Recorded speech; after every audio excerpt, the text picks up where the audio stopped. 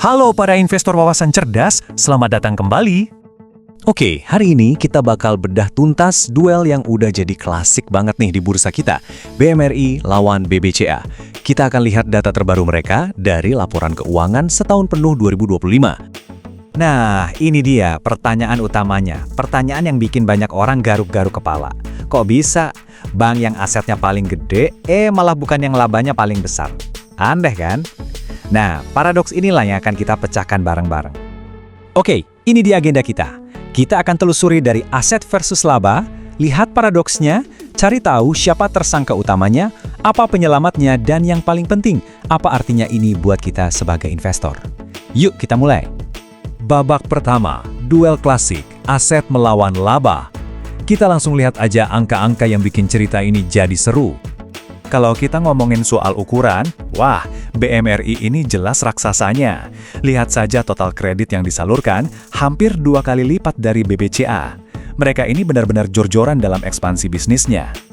Tapi disinilah plot twistnya. Pas kita lihat garis finish, yaitu laba bersih, ternyata ceritanya berbalik.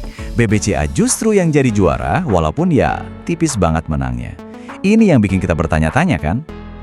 Nah, inilah paradoks yang saya maksud. Ukuran jumbo ternyata bukan jaminan profitabilitas. Jadi, kalau bukan ukuran, apa dong kuncinya? Jawabannya cuma satu kata, efisiensi. Ini dia intinya teman-teman. Besarnya aset itu, ya, nggak selalu sebanding dengan seberapa jago sebuah bank mencetak laba. Ini pelajaran penting banget buat kita para investor. Dan angkanya nggak bohong. Coba lihat, untuk setiap Rp1 kredit yang mereka keluarkan, BBCA bisa menghasilkan cuan hampir 2 kali lipat lebih banyak dari BMRI. Ini bukti nyata seberapa efisien mesin profit BBCA. Loh, kok bisa mesin laba BMRI kurang ngebut? Nah, tersangka utamanya adalah bahan bakar yang mereka pakai. Biar gampang, kita pakai analogi bensin mobil aja ya. Jadi gini, bank itu punya 2 jenis bensin. Ada bensin murah yang kita sebut kasa, ini dari giro dan tabungan nasabah. Biayanya rendah banget buat bank. Nah, lawannya ada bensin mahal, yaitu deposito berjangka yang bunganya lebih tinggi dan harus dibayar bank ke nasabah. Nah, disinilah letak magicnya BBCA. Mereka ini rajanya kasa. Bayangin, hampir 85% dana mereka itu bensin murah. Ini keunggulan yang luar biasa, semacam punya sumber energi yang murah dan melimpah. Sulit banget ditandingi. Sekarang kita intip tangki bensinnya BMRI. Beda kan? Porsi bensin murahnya memang masih besar, sekitar 70%. Tapi porsi bensin mahalnya hampir 2 kali lipat dari BBCA. Tentu saja ini bikin biaya operasional mereka jadi lebih berat. Dan ini dia angkanya, 528 triliun. Segitu banyaknya total deposito atau bensin mahal yang dipakai BMRI. Yang lebih mengejutkan, angka ini melonjak drastis dari tahun sebelumnya. Nah, inilah sumber tekanan utama bagi profitabilitas mereka.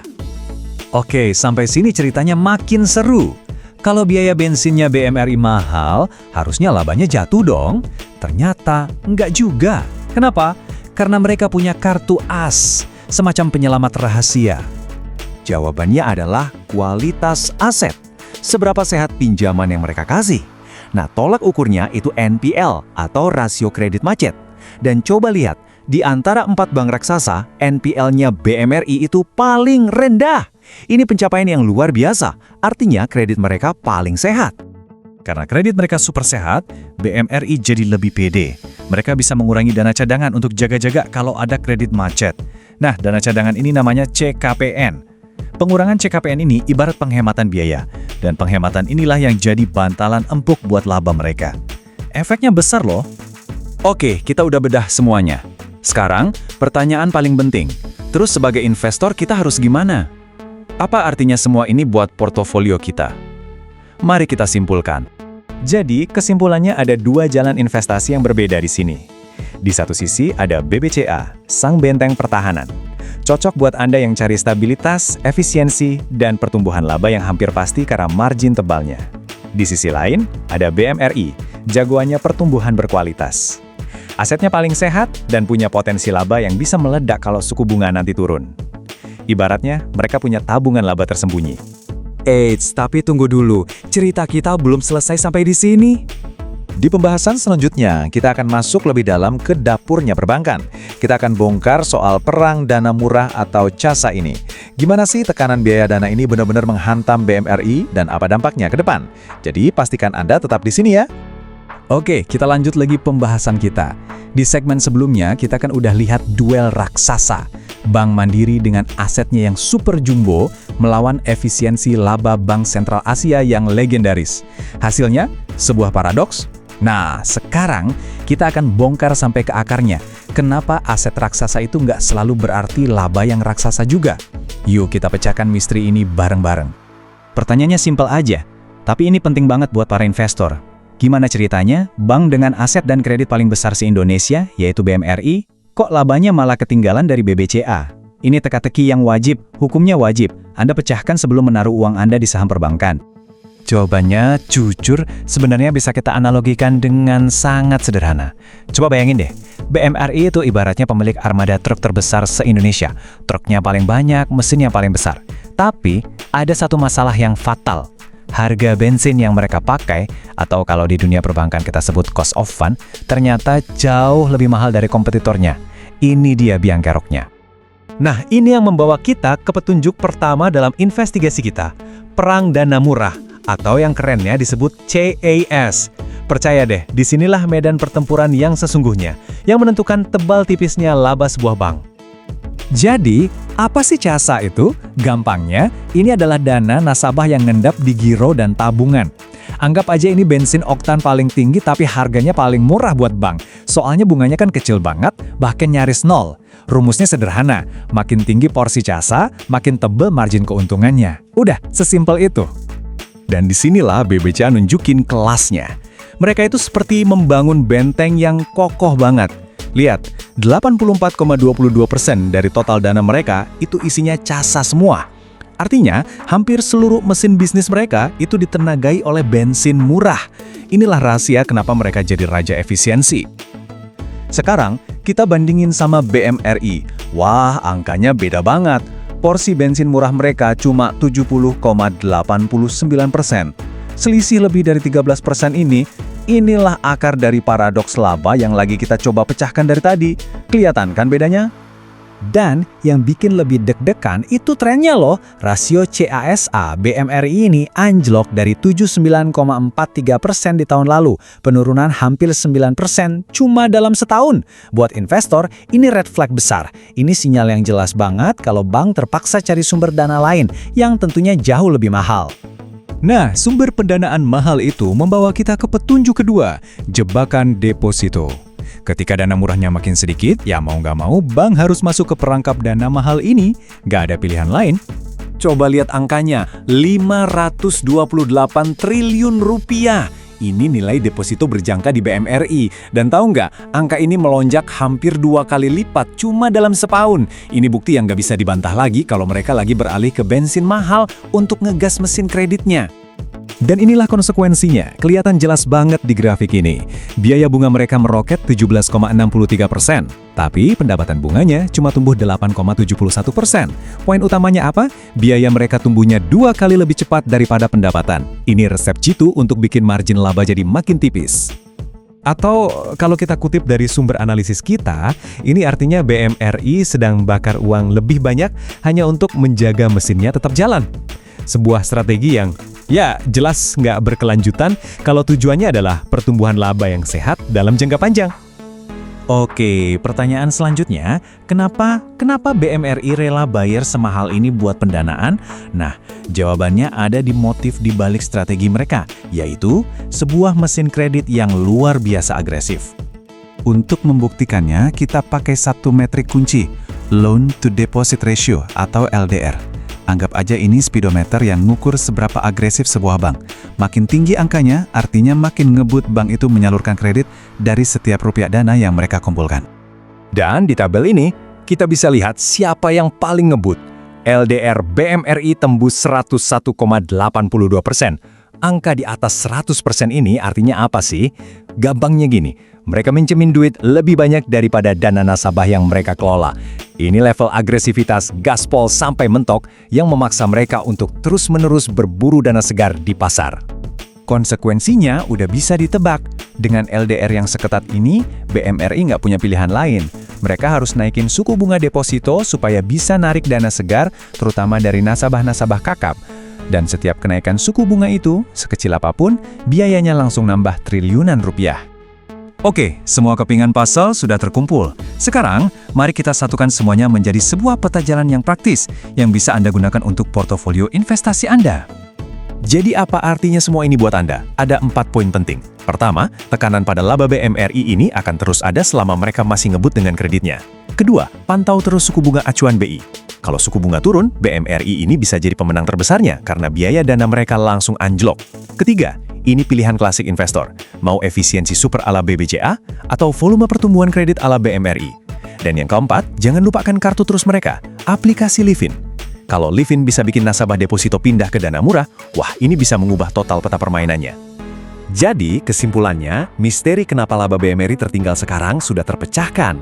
Mereka ini lagi dalam mode perang, merebut pangsa pasar kredit secara bisa-bisan.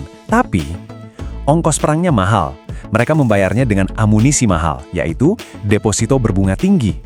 Nah, ini yang meninggalkan kita dengan satu pertanyaan terakhir yang paling penting.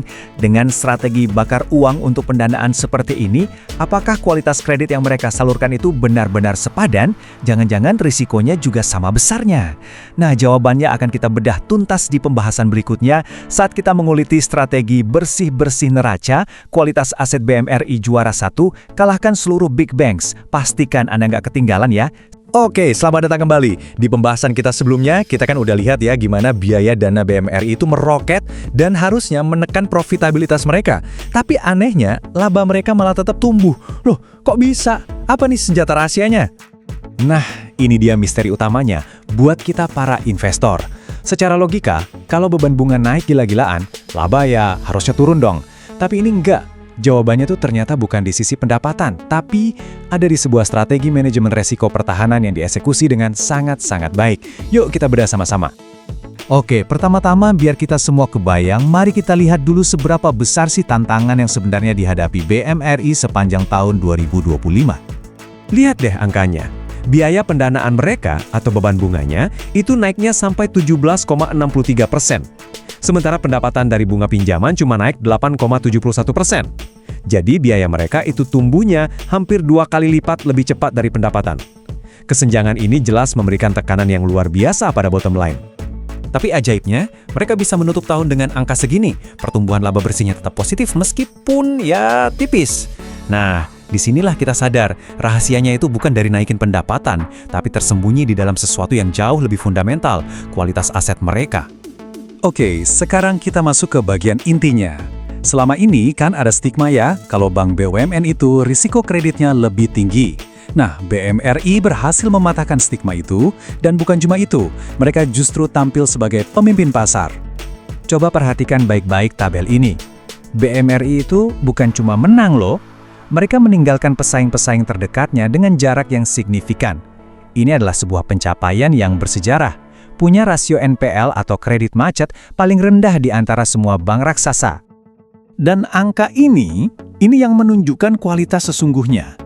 Setelah dikurangi cadangan kerugian, NPL neto mereka itu cuma 0,43%. Rendah banget. Ini bukti nyata betapa cermat dan hebatnya mereka mengelola portofolio pinjaman yang nilainya ribuan triliun itu. Pertanyaannya sekarang, gimana caranya aset yang super bersih ini bisa diubah jadi keuntungan? Nah, jawabannya ada di penghematan biaya. Jadi, poin kuncinya tuh di sini. Karena kredit yang mereka salurkan itu berkualitas tinggi dan sehat, mereka jadi nggak perlu nyiapin jaring pengaman yang tebel-tebel. Nah, uang yang tadinya harus disisihkan, itu jadi bebas. Dan inilah angka ajaibnya, sebesar 10,36 triliun rupiah. Angka penghematan inilah yang jadi pahlawan. Dia yang mengimbangi kenaikan beban bunga yang gila-gilaan tadi.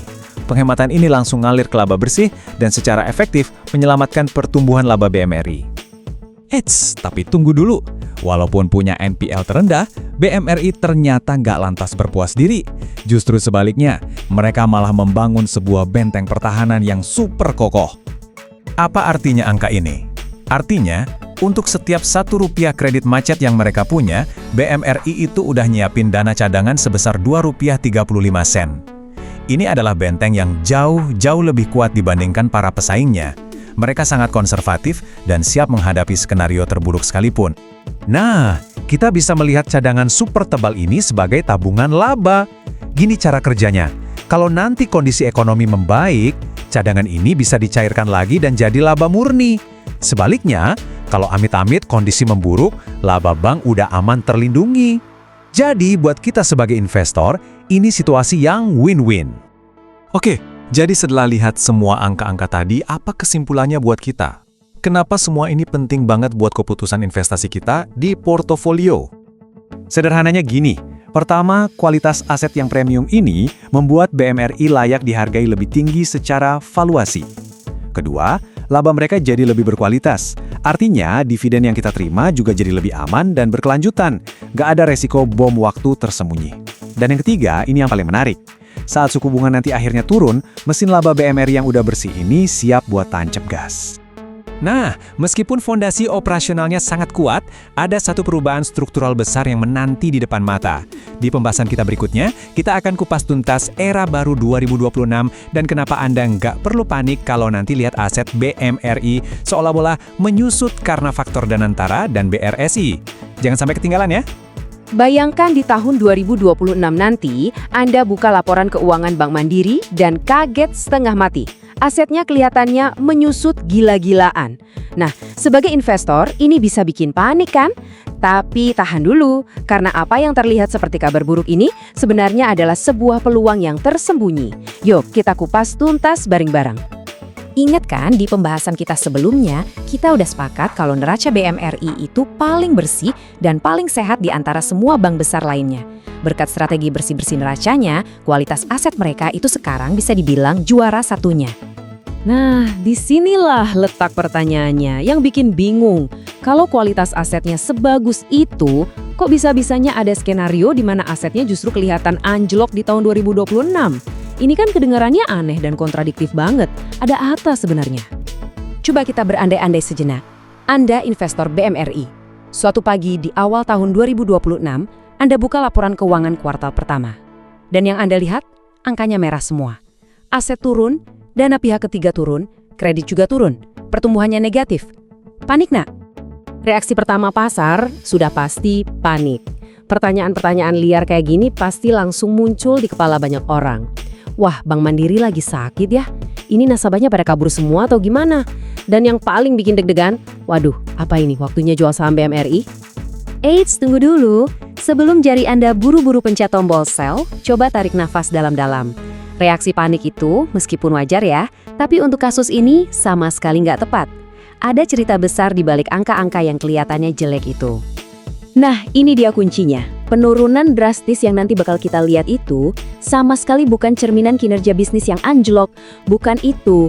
Ini murni konsekuensi teknis akuntansi yang dipicu oleh lahirnya satu entitas baru bernama Danantara. Jadi, siapa sih Danantara ini? Gampangnya, ini adalah sebuah badan baru yang tugasnya mengelola investasi strategis BUMN. Nah, poin yang paling penting buat kita para investor BMRI adalah Danantara inilah yang sekarang mengambil alih kendali strategis atas Bank Syariah Indonesia alias BRI yang sebelumnya ada di bawah kendali BMRI. Inilah inti dari semua perubahan ini. Kata kuncinya satu, pengendali. Meskipun BMRI masih jadi pemegang saham gede di BRIS, secara akuntansi mereka nggak lagi dianggap sebagai pengendali. Dan status ini teman-teman itu krusial banget di dunia akuntansi. Satu kata ini bisa mengubah total wajah laporan keuangan BMRI. Kita bisa anggap ini sebagai perceraian administratif atau akuntansi antara BMRI dan BRIS. Istilah teknisnya itu dekonsolidasi. Ini bukan berarti mereka musuhan secara bisnis ya, tapi cuma cara pencatatannya aja yang berubah total di atas kertas. Aturan mainnya di Standar Akuntansi Keuangan atau PSAK itu jelas banget. Kalau sebuah perusahaan induk udah nggak punya status kendali atas anak usahanya, maka dia nggak boleh lagi menggabungkan laporan keuangan si anak usaha itu secara penuh baris per baris ke dalam laporannya sendiri, titik. Dan dampak dari aturan ini, wah masif banget. Lihat angka ini. Minus 456 triliun rupiah.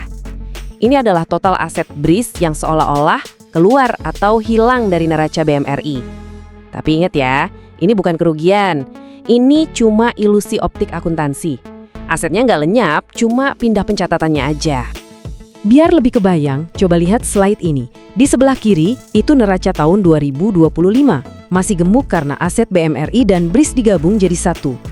Nah, sekarang lihat di sebelah kanan. Ini neraca di 2026. Yang tersisa cuma angka murni milik Bank Mandiri saja.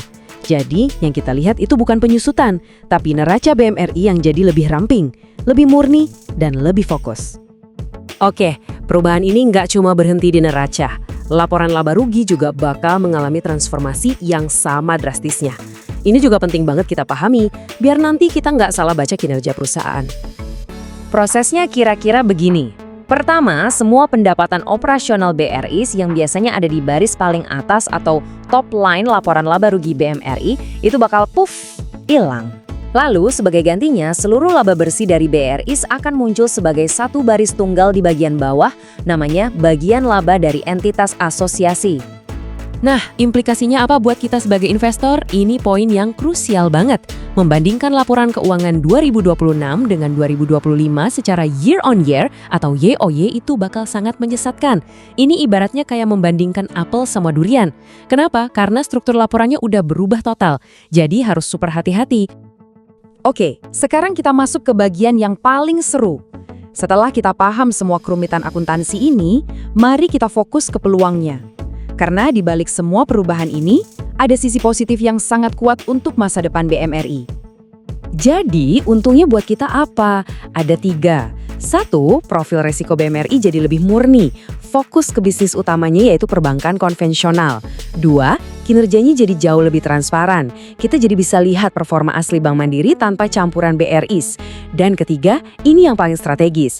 BMRI diposisikan jadi bankirnya ekosistem raksasa Danantara. Ini bisa jadi mesin pertumbuhan baru yang luar biasa besar. Jadi, inilah pesan utama yang harus kita pegang erat-erat. Nanti kalau laporannya keluar, abaikan judul berita yang heboh soal penurunan aset. Fokus kita harus langsung ke baris paling bawah, yaitu bottom line atau laba bersih. Kenapa? Karena disitulah nilai ekonomi yang sebenarnya tercermin. Jadi, saya ulangi sekali lagi ya, biar benar-benar nempel. Penurunan angka-angka di neraca ini murni teknikalitas akuntansi. Ini bukan cerminan kegagalan bisnis. Ini cuma perubahan cara mencatat, itu saja. Nah, dengan pemahaman baru ini, pertanyaan besarnya kan, jadi kesimpulan investasinya apa? Gimana dampaknya ke potensi dividen jumbo yang kita nanti-nanti? Dan gimana cara kita menilai valuasi saham BMRI setelah semua perubahan ini? Nah, semua itu akan kita bedah habis-habisan di pembahasan kita selanjutnya. Sampai ketemu di sana. Oke, teman-teman investor, kita kembali lagi buat ngebongkar salah satu saham blue chip favorit kita semua, Bank Mandiri atau BMRI. Nah, dengan semua drama naik turunnya belakangan ini, pertanyaannya simpel. Ini saham bagusnya diapain sih? Dibeli, ditahan, atau justru dilepas? Yuk kita bedah bareng-bareng. Ingat kan, di pembahasan kita sebelumnya, kita sempat singgung soal aset BMRI yang kelihatannya menyusut. Penting banget buat kita garis bawahi lagi. Ini tuh bukan karena kinerjanya jelek ya. Ini murni ilusi akuntansi gara-gara BSI dilepas ke entitas baru, Danantara. Ngerti soal ini jadi kunci buat nentuin BMRI sekarang ini beneran murah atau cuma jebakan. Dan dari semua dinamika itu, muncullah satu pertanyaan besar di kepala kita semua. Dengan kondisi sekarang, BMRI ini masih pantas nggak sih buat dikoleksi? Oke, mari kita kupas tuntas argumennya satu persatu. Oke, argumen pertama kenapa saham ini menarik, dan ini mungkin yang paling bikin ngiler. BMRI ini ibarat mesin dividen. Jadi kalau Anda tipe investor yang cari pemasukan rutin, nah bagian ini wajib banget disimak. Kekuatan dividennya itu datang dari sini. Proyeksi laba bersih BMRI itu nggak main-main, bisa nyentuh 56,29 triliun rupiah. Angka segede ini tuh fondasi yang super kokoh buat bagi-bagi dividen jor-joran ke kita, para pemegang saham. Terus, angka triliunan tadi artinya apa buat kantong kita? Gini, kalau kita asumsikan payout ratio-nya 60%, artinya ada potensi dividen sekitar 362 perak per lembar saham. Ini bukan angka di atas kertas ya, ini beneran uang tunai yang bakal mendarat di rekening investasi Anda. Nah, disinilah letak sihirnya. Di harga sekarang aja, yield dividennya udah di kisaran 7%. Ini udah oke banget. Tapi coba lihat ini. Kalau harganya nanti ada koreksi, yield yang bisa Anda kantongin itu bisa loncat ke 8%, bahkan sampai 11%. Coba bandingin sama bunga deposito bank yang nggak sampai 4%. Jauh banget kan? Analogi yang paling pas buat BMRI sekarang ini ya kayak kita beli obligasi berbunga tinggi. Kenapa? Karena kita dapat aliran kas rutin yang pasti kayak dari obligasi, tapi kita juga dapat bonus potensi untung dari kenaikan harga sahamnya. Wah, ini sih the best of both worlds dalam investasi. Oke, selain dividennya yang aduhai, ada argumen kedua yang bikin kita bisa tidur lebih nyenyak. Adanya jaring pengaman. Ada 2 bantalan harga yang bisa jadi penopang kalau pasar lagi goyang. Yuk kita lihat apa aja itu. Bantalan pertama itu datang dari entitas baru yang namanya Danantara. Gampangnya, Danantara ini kan jadi induknya BUMN. Salah satu tugasnya, ia menjaga harga saham-saham strategis kayak BMRI ini tetap stabil. Jadi kalau ada yang coba banting harga, ada kemungkinan Danantara ini bakal turun tangan buat jadi penjaga gawang. Nah, bantalan kedua ini datang dari BMRI sendiri. Manajemen mereka tuh lagi aktif buyback saham di harga rata-rata 4.791. Ini sinyalnya kuat banget loh. Ibaratnya manajemen sendiri yang bilang, di harga segini saham kita ini kemurahan.